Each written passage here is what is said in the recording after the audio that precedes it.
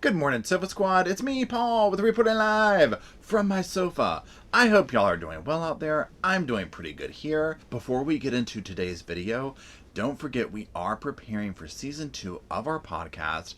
We are going to be covering female killers in that one. We're going to be talking about Jodi Arias, Andrea Yates, Susan Smith, Aileen Wuornos, and Ezra McCandless, and probably some more. So be sure to look out for that. We're also going to be starting the book club the first week of January. We're going to be reading the book that is by Jodi's former attorney. There will be more information about that. I'm actually currently reading it right now, and I cannot put it down. That being said, keep all that in mind. Now, let's talk about what we are here today for. So I actually got a recommendation from somebody here at the Sofa Squad to look into a trial that is going on right now currently. Actually, I'm filming this today, Wednesday, and the case is going to the jury when they get in this morning.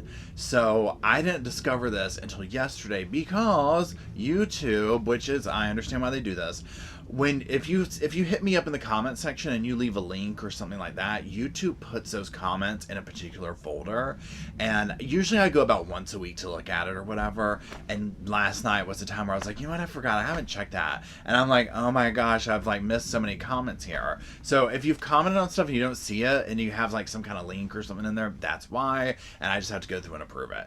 But always when you want to send me stuff like this, absolutely do. You can email me or drop a comment. I'll see it eventually. Because when I went and looked at this trial, I was like, oh my God.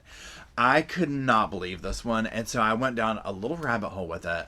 And I just want to come in here and tell y'all the parts about it that really stuck out to me. And maybe today we'll get a verdict in. I don't know. So let's go ahead and jump right into it. The key players to the trial going on right now is Sharon Carrillo. She's the one at trial.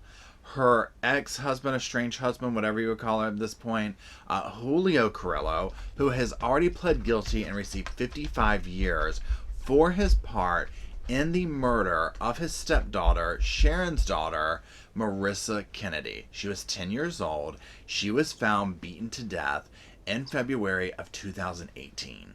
Now, before we get into some of the events of this actual trial, let's take a moment and talk about Julio Carrillo, because you can't talk about the trial, the case, any of it, without him being at the center of it.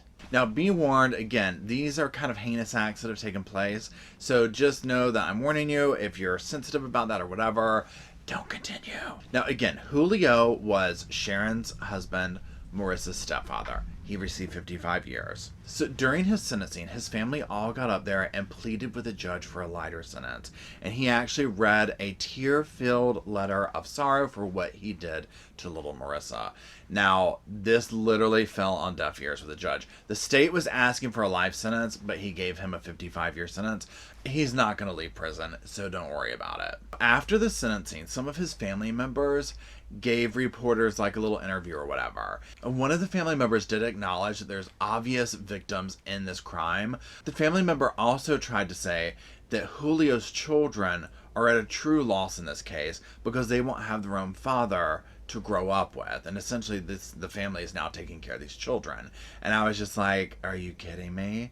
I will never understand these people who go to situations like this and seem so oblivious to the true victims in the situation, which is the child that was murdered. So watching it actually reminded me of the Rosenbaum case, where at the end when her family got up there and still wanted to blame the original mother of the child that the Rosenbaums murdered, and just was oblivious to what their daughter had done. And that had the same feeling to it. It was very angering. Now, Julio was called as a witness in Sharon's trial, but when he got up there, he pled the fifth and he did not have to answer any of the questions. Now, during Sharon's trial, testimony would come out that Julio had actually lied about Marisa being dead to get out of work. And when he did so, his fellow coworkers and stuff, like, they did donations, they made food, and they did the things that people typically do when there's a death in somebody's family. Of course, Marisa was still very much alive at this point. Other evidence in the trial is going to show that Julio was very controlling, very abusive toward both Marisa and Sharon. A lot of Sharon's defense rests on the fact that Julio was abusive and that essentially she was under his control. So speaking of, let's go ahead and talk about her as well as what happened. So Sharon is looking at a 25-year sentence if she is found guilty. She is up against a depraved indifference murder charge. So as I said earlier, Marisa died in February of 2018. The medical examiner that testified in the trial determined that the injuries that she suffered were caused by a battered child syndrome, and these came from all of the things that she sustained, both old and new injuries. Essentially, the medical examiner said that Marisa's little heart just gave out. It couldn't take any more of the abuse that she had already suffered and was continuing to suffer. Now, at first, it was alleged that both Sharon and Julio had a hand in murdering Marisa. However, once the defense got a hold of Sharon, they separated the cases, and they were basically like, look, no, that was all Julio. Sharon did not have anything to actively do with the murder, and on top of that, she is also a victim of Julio's, not only by physical abuse, but mental abuse, emotional abuse, sexual abuse, you name it. Even Sharon's parents were saying that she was brainwashed by him and that he had total control over her. Another big part that the state is presenting is a taped confession by Sharon. Now, this was an interview that was done after the death was discovered, the murder that was discovered. And we're going to get into what she said in there, but the defense is essentially trying to say, look, she has a really low IQ. She is highly susceptible to persuasion and things of this nature. And that's what you're seeing here or hearing in this tape is her going along with what somebody is suggesting. Basically, a false confession. Now, during this taped confession, Sharon goes into great detail about the abuse that they inflicted on Marisa. Just some of the examples are, striking her in the face, locking her in a closet, making her kneel while standing on the back of her legs. And she said that her and Julio would use a belt, and each of them would strike her like 15 times each. And they do this like twice a day. And this was over, Marisa screaming, Marisa being disrespectful, just things that kids normally do. Now, one of the most gut-wrenching parts of the testimony on this tape is Sharon says that at one point, her daughter Marisa comes to her and says, Mom, I feel like I'm dying. Now, the next day, this is when Marisa starts shutting down. She starts to lose the ability to walk. She stops losing the ability to be able to speak. And instead of seeking medical advice or help, emergency services, something that anybody normally would have done, they continue to beat her because Sharon is saying that Julio says she's lying about dying. Now, during this case, the trial, Sharon did go under a psychological evaluation at one point, and that doctor did get up and testify. So this doctor is basically saying, look, Sharon exhibits numerous red flags for somebody that would give a false confession.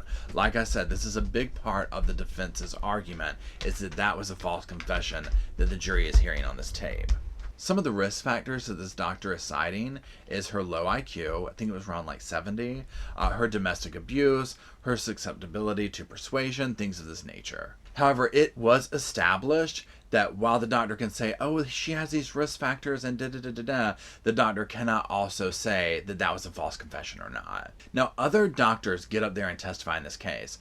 So one doctor had spent time with her at basically this like behavioral mental health type school that she went to for like a month. And that doctor there said that whenever Sharon and Julio would come in and have like their little meetings or whatever, that Julio did most of the talking. And he said that Marisa was like, defiant and oppositional and aggressive and suicidal and threw world-class temper tantrums and dangerous to the family. And this doctor's basically like, are we talking about the same kid? Because I'm not seeing any of that. So that's very telling to me, especially the fact that Julio is one saying it. Now, also, Marisa's pediatrician, who saw her like basically 5 or 6 times at a short amount of time, like from October 2016 to July 2017. Now, that doctor is saying that during these visits, Julio and the mother Sharon were always present. I think like one of them, the mom, wasn't present, but that Julio dominated the conversation as usual. And he basically went on about like all of her behavioral issues and all of this type stuff, how the kid, negatively affected the family, so on and so forth. And again, this doctor was like, this doesn't seem right. So this doctor, the pediatrician, contacted the Maine Department of Health and Human Services a number of times, they said, but no in-home services were ever established or agreed to. So again, we see this a lot in these cases where abuse or the murder of a child, whatever happens, and social services, CPS, whatever it's called in a person's specific area, might be contacted, they might not, but it falls through the cracks, and then this happens.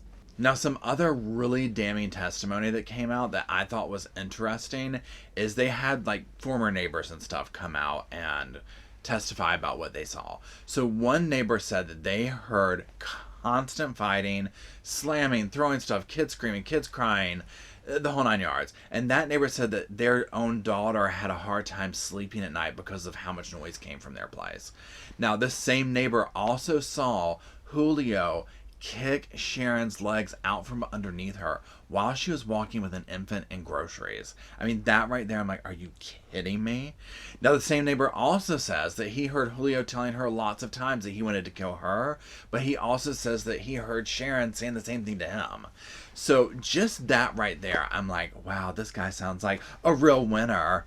Now, of course, the state is saying, look, no, she might have low IQ, she might have this, that, the other, but you know, she went along with a story that they made up. You know, and originally they had said like she injured herself playing or something like that. But essentially the prosecutors also saying, no, she knew what she was doing. She is accountable for this child's death just as much as Julio was.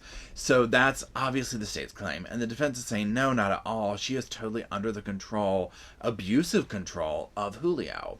So what will be interesting is to see what the jury thinks, because I think there's going to be some people that look at the evidence and say, oh my God, you know, she was scared for her life, she went along with this, you know, so on and so forth. That type situation. There's going to be the other camp that's going to say, okay, well, hello, you, when your kid's getting beaten like this and you yourself are, you do something about it, whatever. We don't know her particular, you know, circumstances. The part that is going to really resonate with people, I believe, and this was in the closing arguments, is when Marisa came to the mother and said, I think I'm dying, and then literally died the next day. And the mother didn't do anything about it. In fact, they kept beating her. So that's going to be a real hard one to get over. We're going to have to see what happens. Like I said, it goes to the jury today, this morning. I'm filming this, I think it's 9 o'clock right now. I actually had to film it twice because the first time I did, I forgot to turn the microphone on. Good morning, Wednesday. But we're going to see. They're probably in court now. Like I said, this is in Maine. I'm on Eastern time. So I'm very curious to see, A, how long they stay out, the jury, and B, obviously what the verdict does. So we're going to say that is it. And I appreciate you hanging out with me. Don't forget to check out the podcast, all the fun links, and don't forget to have a wonderful holiday season. And guess what? I'll talk to you soon.